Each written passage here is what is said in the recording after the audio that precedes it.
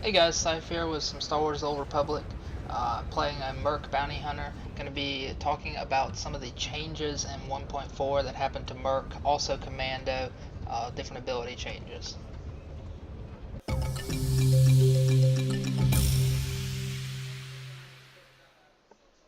So this is my second game. The first one shut down early.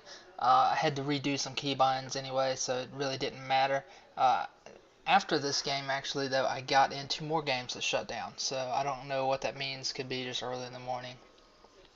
Overall, though, some of the changes are really good. They did, and some of them are just completely broken. Still have not adjusted some of the classes that are really overpowered, like operative healers. Still seeing a lot of power techs and a lot of burst out of power techs. But a couple of things that I really like they've changed about Merc is they've taken the dart, your AoE dart, basically that your thermal used to replace, and they've taken it off the cooldown with thermal. So as you can see, my number 2 ability and my F2 ability, which are directly above and below each other, don't share a cooldown. This is actually a DPS increase. You get a nice AoE dart basically, and you have thermal single target pressure on a target. The downside to this is a lot more heat, and they haven't adjusted the heat usages or any kind of talents to give us less heat because of this extra ability in our rotation. And I mean, you're basically forced to use it because of the damage increase, because it's like a 2400 hit basically that second dart does, and it's AoE. So you're pretty much forced to use it. And right here a little bit, I'm struggling to remember to use it just because of, I'm not used to not sharing the same cooldown. Still, everything else is pretty much the same as far as resetting your rail shot. Rail shot's mainly the bulk of your damage. DPS is still pretty good with Merc. It can still top meters, has good dot pressure, even more burst now that you have that dot. Rail shot's still very good. If you can sit back and free cast some power shots and unloads, you can get some really nice resets. But I was pretty much left alone majority of the beginning of this fight. Had really good heals in this game also. Um, but it seems like definitely a damage increase. We're still good on damage. My biggest complaints, though, are survivability. Once someone hits you, I mean, you're just like a glass cannon. I mean, you do ridiculous good damage, good dot pressure, but you need some kind of survivable cooldown. And I mean, you have Jet Blast, you have the new Rocket Punch that immobilizes, but the knockback was probably even better because of Hutball. Um, but that's more of the arsenal changes. This is more of a pyro changes. Um, so basically, we still don't have a major defensive cooldown. I mean, our shields and heals, it's okay. It's not like a 50% reduction or a sentinel basically cooldown. We need something along those lines, and I would be really happy with some kind of like jetpack ability just to get away. Don't give me a defensive cooldown, give me some ability to evade. Instead of the jet blast, let's say, pushing everybody back, make it shoot me off in a direction, kind of like a disengaged and a hunter in WoW. Or give me ability that I can click on the map, like 30-yard radius, click, and I basically jetpack over to that area. Give us something a little bit better survivability. Um, but it's really not seeming like they're going to do any kind of major changes like that. They did finally give in and give us interrupt, which I am shocked. And you can see it's down there on my equal key. I have it key bound to my mouse. Um, this is very good, and it definitely helps us out with healers.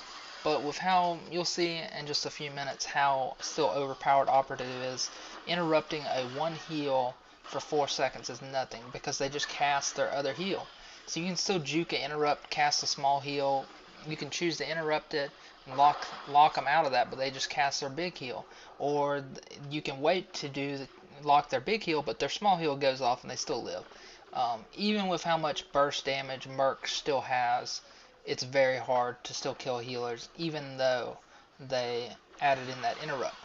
And I mean, it's got a fairly large range for mercenary, um, but really what they did is they gave us an interrupt and reduced our stun. Our stun is a 10-meter range now. I mean, we're a freaking range class. So you can no longer use your stun as a offensive cooldown. You have to use it only as a defensive cooldown. So it's like they're kind of limiting us, our offensive potential, but they gave us a little bit more damage, but they took away our main ability to do burst.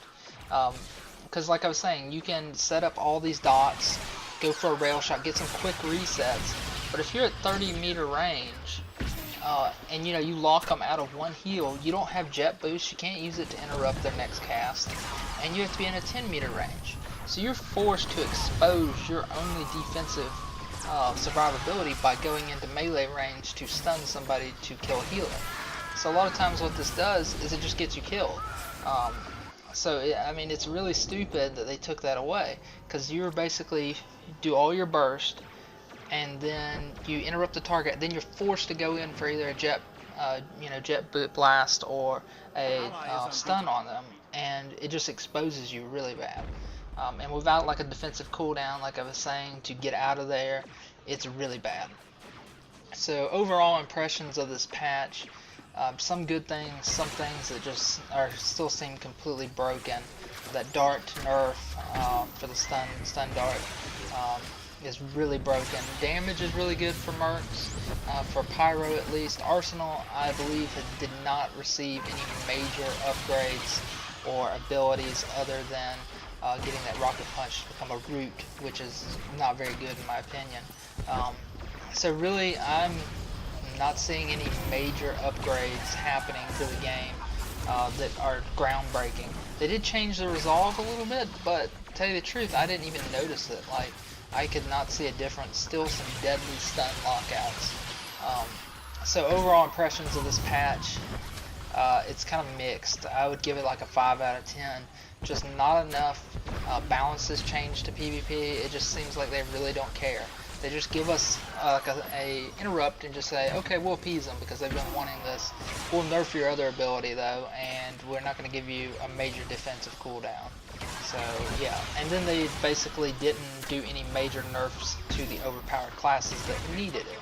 So I'm really doubting their ability to balance PvP, and I don't even know if they're trying. Basically, they could have given that interrupt for PvE purposes and done all these nerfs based on PvE and not even looked at the PvP. I mean, the only major PvP change I see is the resolve, and it still feels broken. Certain abilities still don't get enough resolve, and you can just eat some 8-second stuns, which is crazy sometimes. So yeah, kind of mixed feelings about this patch. Hopefully when they introduce the free-to-play, maybe they'll do some more nerfs adjusting.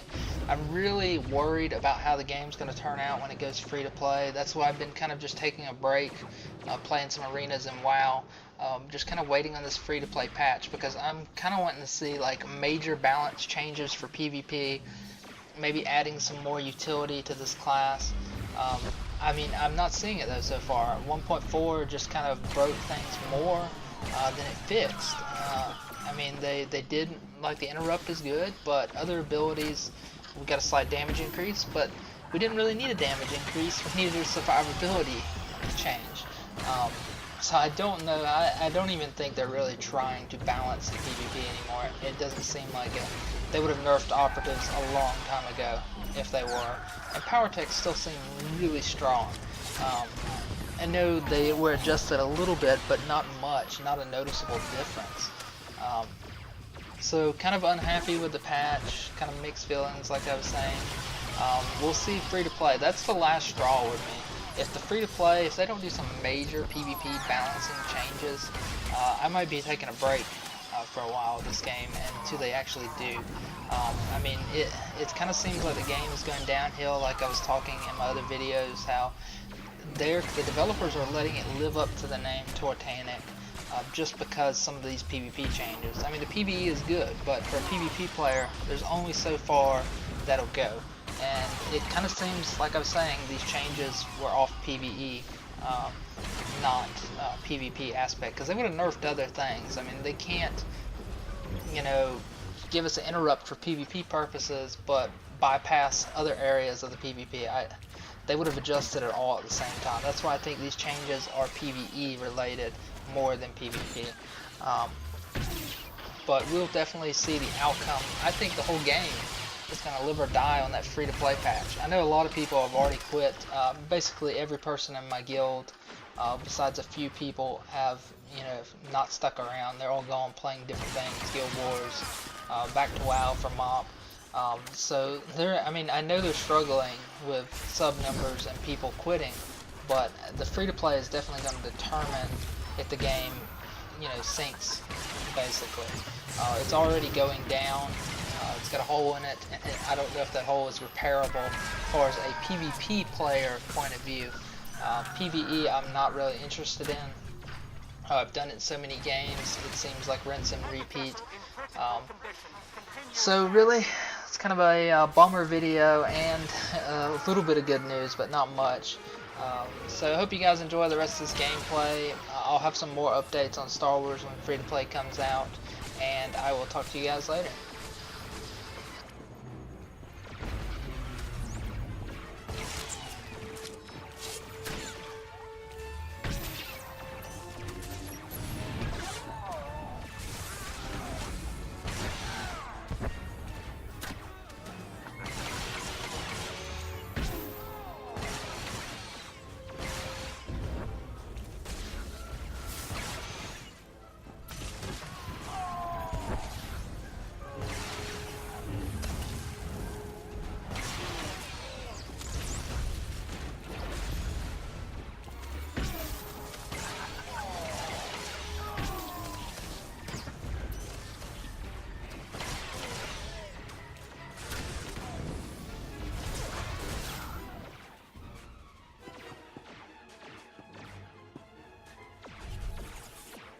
Sustaining heavy damage.